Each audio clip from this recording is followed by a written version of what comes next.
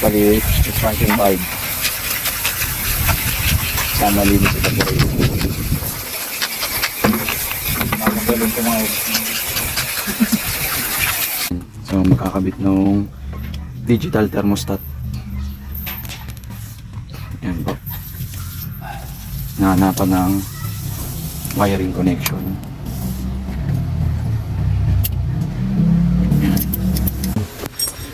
Ito kabit na rin yung switch sa loob. Wala tayong boses ngayon eh. Ayun yung switch oh. Ayun switch, nakita nyo.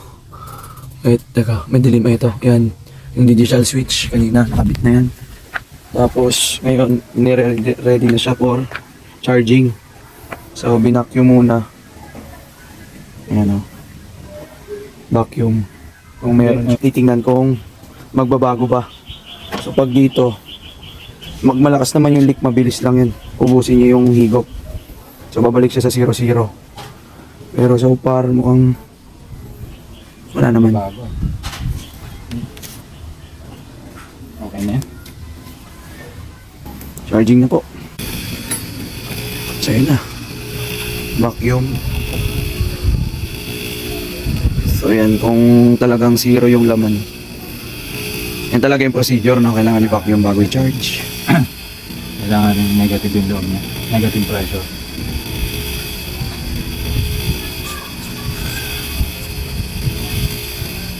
May hangin pa sa loob niya. Punin ko dito yung hangin. Ayan.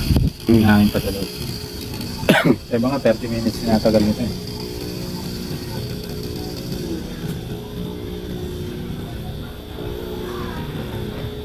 Pressure na yan. Tumahimik na yung motor eh. Build up na yung pressure. Ayan na, so na-vacuum na po. Talagang wala na. Wala na laman. Wala naman yan.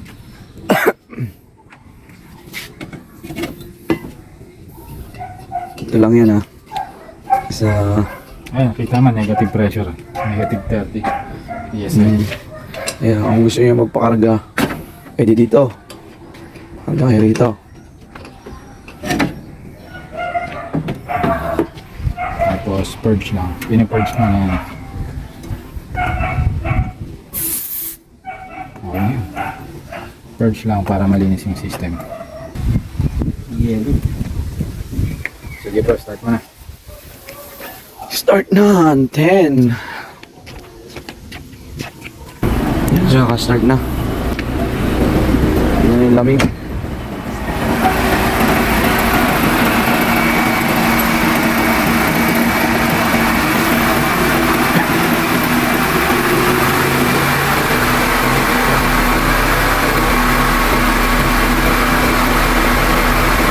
Ano, yung nakaraan po kasi naririnig nyo saglit lang mapalo na siya ng 200 plus yun, nung sira yung ano, expansion valve kaganyan idle pero pumapalo na tong high side ng 200 plus agad 250 na eh. o 250 ganon tapos nasa ano lang yung pressure ng low side 30 lang 30 psi pero pumapalo kaya diagnose ka agad na sira ang expansion valve at totoo naman ang chismis. Bumaba na siya. Bumaba na, hindi na tumataas. Dati binabasa pa namin yan, yung condenser, para lang bumaba siya. So delikado yung ganon, pag pilit na masyadong pinargahan ng freon at tumaas yung low side, ang possibility na puputok yung system mo. So pag pumutok, mas malaking gastos yun kaysa sa magpalit ng expansion valve. Kaya wag na pilitin. So yan, makita nyo, maintain, hindi na umangat ng 200, yan po ang normal reading. Tingnan naman natin yung digital sa loob. Kung gumagana yung pinaka-digital nito. Ayun, nakita yung digital. So 15.4 yung ano, lamig. Hindi na baba. Hindi. Kulang pa yun. So ang i-hit niya, kita nyo yung blue, yung 5 degrees. So dadagdagan pa para makakit.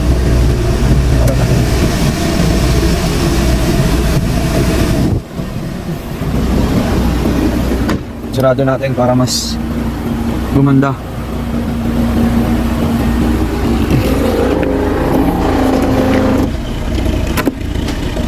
Sarado.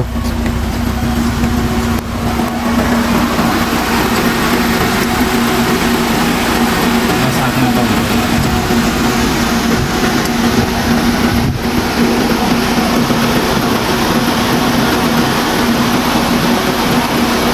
So, yan po siya, no?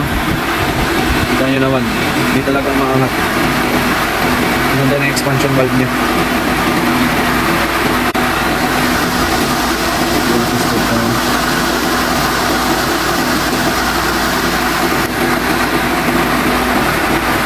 Ganda. Maintain lang. I-maintain nyo lang, ha? So, nasa mga 30, ano to? 33, 34 PSI ang cold, ang low side. Ang high side may umangat ng 200. Yan, pag tinignan natin, bumababa na ng bumababa, 9.5, 9.4. Hanggang ma-reach po niya yung 5. Titingnan natin kung yan, mag-automatic. Pag binasa yung condenser, bababa pa siya.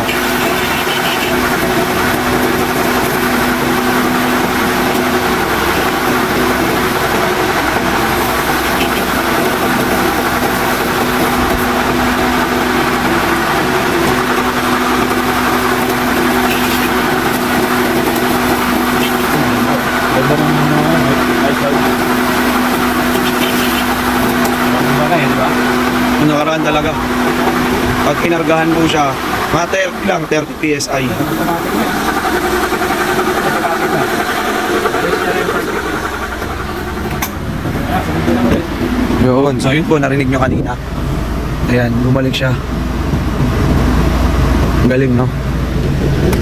Todo pa natin. Nasa katapos tayo, hindi na automatic, di ba? Sa mess lang. Pero tapos na tayo nun.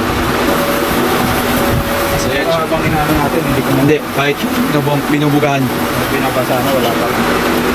So yun, no? Dinabitan ng digital thermostat para mas okay din. Kaso yung problema nga doon, baka masyadong malamig yung 5. Labo pa. Sabihin ko lang pa sa charge. Ayan, isa rin yan. Indicator din yan. Kinakargaan yung low side, pero tingnan nyo, hindi talaga umaangat ng 150. Ay, hindi umaangat ng 200. Mapit ko lang siya. Oo. So yun po. Yun po talaga siya. Kung magpapakarga kayo at nakita nyo na umaangat na to 50 to 300, ang low high side yun. Problema. So yun po, talagang expansion valve.